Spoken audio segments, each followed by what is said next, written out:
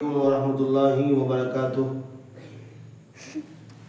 میں قاری محمد کلیم، جس کا چینل کا نام ہے قاری کلیم 99، اگر اس کو سبسکرائب نہیں کیا تو سبسکرائب اور لائک کیجیے۔ اس وقت چند باتیں عرض کرنا مقصود ہے۔ آج جو ہے مسلمانوں کے اندر ارتداد پھیلا ہوا ہے۔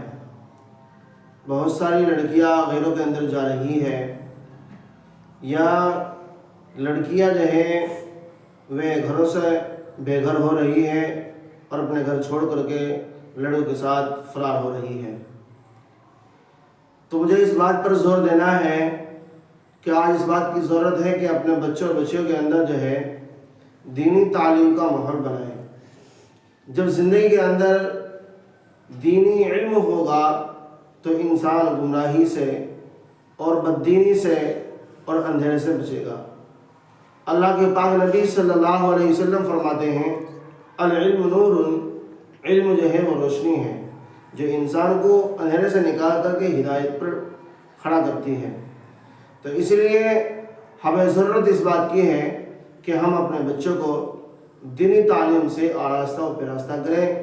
جب چھوٹے بچوں ہی کو ہم اسکولوں کی نظر کر دیتے ہیں، جو کورا کاغذ کے جو ہے مثل ہے، اس کورے کاغذ پر جو نقش کیا جائے گا، بچہ بڑا ہو کر کے وہی کام کرے گا۔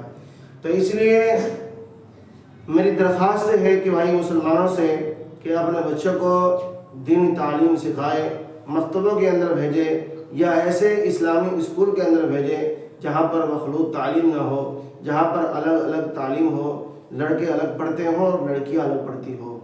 کیونکہ یہ فرمایا کہ جب دو چیزیں جمع ہو جاتی ہیں، آگ اور پھوس، تو وہاں پر آگ ضرور لگتی ہے۔